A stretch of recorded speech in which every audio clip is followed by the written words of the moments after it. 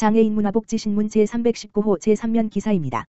장애인 스포츠 강좌 이용권 월 85,000원, 1만 명 지원.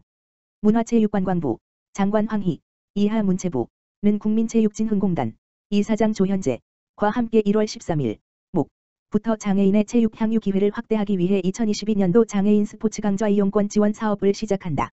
만 19세 물결표 쌓인 64세 전체 장애인 대상으로 지원 확대. 19년부터 시작한 장애인 스포츠 강좌 이용권 지원 사업은 그간 저소득층 장애인을 대상으로 지원했으나 올해부터는 만 19세 물결표 쌓인 64세, 출생일 기준 1958일 물결표 쌓인 2032-31 전체 장애인을 대상으로 확대해 지원한다.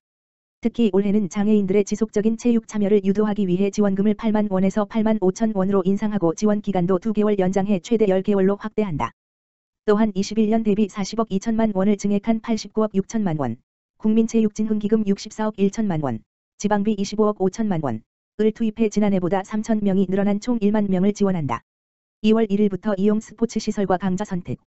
국민체육진흥공단은 1월 13일, 목부터 19일, 수까지 장애인 스포츠 강좌 이용권 대상자 신청을 받는다.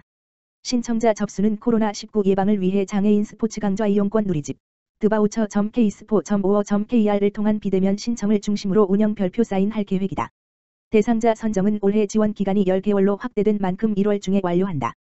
이용자들은 2월 1일, 부터 장애인 스포츠 강좌 이용권 누리집을 통해 온라인 카드를 발급받은 후 해당 지역에서 이용할 수 있는 스포츠 시설과 강좌를 선택하고 온라인으로 결제하면 된다. 별표 사인 온라인으로 신청할 수 없는 경우에는 코로나19 예방 수칙을 준수한 가운데 신청자 주민등록지 관할 시군구청 또는 주민센터를 방문해 신청할 수 있음. 비대면 강좌 확대 등 안전한 체육활동 지원, 가맹시설 스포츠 산업융자 우선 대상 혜택. 아울러 문체부는 코로나19로 변화된 생활체육 환경에 맞춰 온라인 체육 강좌를 확대해 안전하고 다양한 체육활동을 지원한다. 가맹시설도 장애인 전용 체육시설, 공공스포츠클럽, 기타 장애인 체육활동시설 등으로 확대해 이용자의 선택권과 편의성을 높일 계획이다. 또한 가맹시설 참여를 유도하기 위해 올해부터 장애인 스포츠 강좌 이용권 가맹시설은 2022년 스포츠산업융자 우선 대상 기관으로 혜택을 받는다. 장애인 스포츠 강좌 이용권 등록시설 중 직전 연도 이후 회원 이용 실적을 보유한 체육시설을 대상으로 국민체육진흥기금 스포츠산업융자를 우선 시행한다.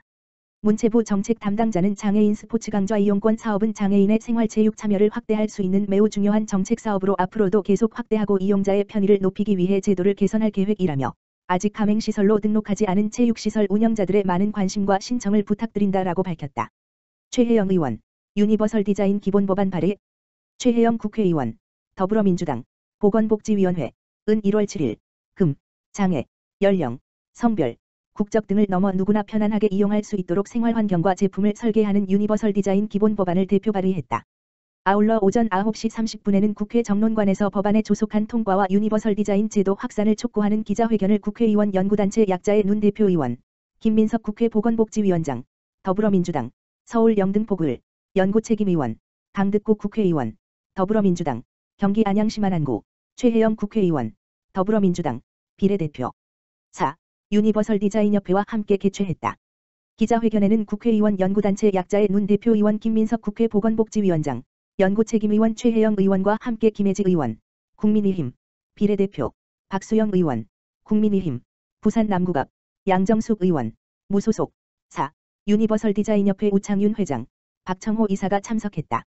기자회견문 낭독에 앞서 김민석 위원장은 유니버설 디자인 기본법안은 장애인뿐 아니라 아동, 노인 등 우리 사회 모든 사람이 편안하게 살 수 있도록 하는 법안이다. 지난해 약자의 눈에서 진행한 베리어 프리 전시회에 이어 오늘 기자회견도 함께 하게 되어 기쁘게 생각한다. 법안이 어서 통과돼서 우리 사회가 진전하는 계기가 되길 바란다고 발언했다. 김혜지 의원은 유니버설 디자인 기본법안은 사회적 장벽을 제거하여 누구나 모든 분야에 참여할 수 있는 권리를 보장하는 법안이다. 국민 여러분의 많은 관심과 국회의 적극적인 지지를 부탁드린다고 밝혔다. 박수영 의원은 경기도 부지사로 일하던 시절 실제로 유니버설 디자인을 추진해본 경험이 있다. 실제로 추진해보니 지자체 수준에서 추진하는 것은 한계가 있고 접근성 고려 대상을 장애 분야 위주로 고려하는 경우가 많았다. 유니버설 디자인 기본법안이 통과되어 적용 분야, 고려 대상도 확대되고 통일된 기준이 적용되길 바란다고 발언했다. 이어진 기자회견문 낭독에서 우창윤 회장은 현재 장애물 없는 생활환경 인증제도, 베리어 프리, 이하 BF 인증제도가 도입되어 있지만 법적 기준이 요구하는 비율에만 접근성을 확보하는 사례도 많고 인증기준 설정 시 다양한 대상과 상황을 고려하지 못하고 있다는 지적이 있다. 최근에는 BF 인증 제도를 대체할 수단으로 유니버설 디자인 제도가 주목받고 있다고 발언하며 그러나 국가 차원의 체계적인 기틀이 미흡하다 보니 유니버설 디자인이 사회 전반으로 확산되지 못하고 있다. 도시 공간의 경우 설계 단계부터 건축과 도로, 공원 등 각 접점을 유기적으로 연결해야 하는데 이러한 역할을 수행할 컨트롤 타워가 없다. 또한 지자체마다 유니버설 디자인을 해석하고 적용하는 방식에도 차이가 있다고 지적하며 기본 법안의 필요성을 강조했다.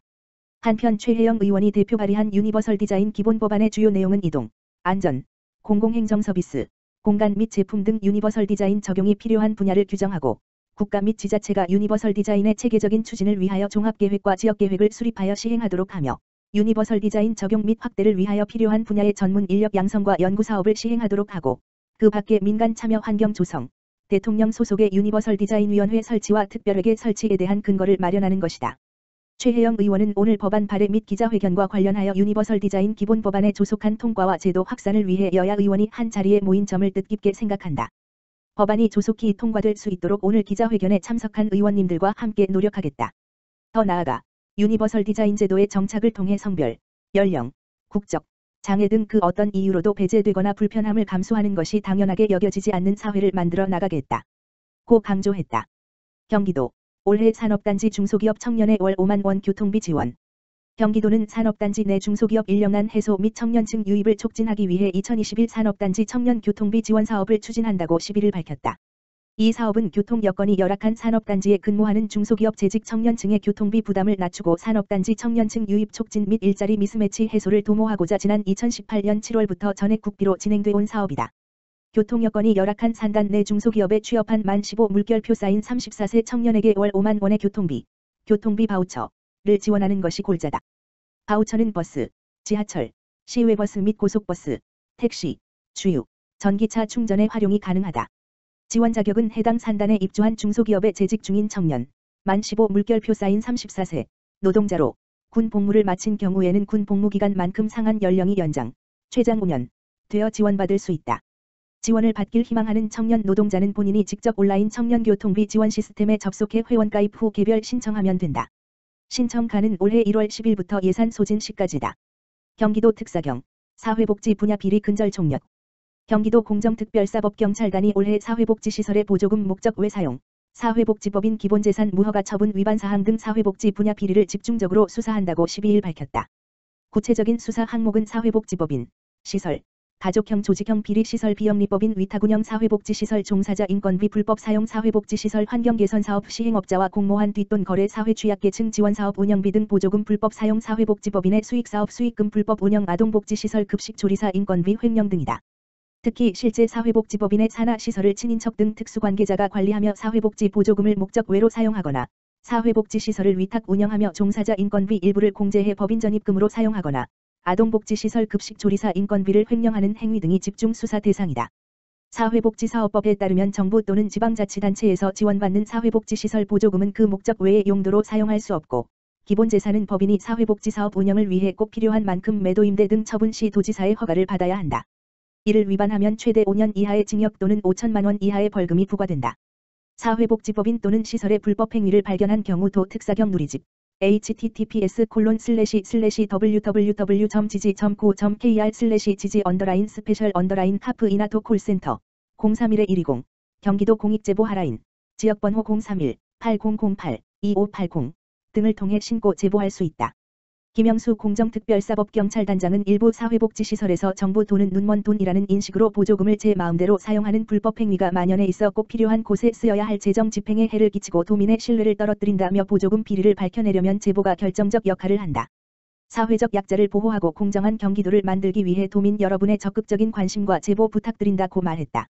한편 도 특사경은 지난해 위법 행위를 저지른 15명의 전 현직 대표자를 검거해 검찰에 송치한 바 있다.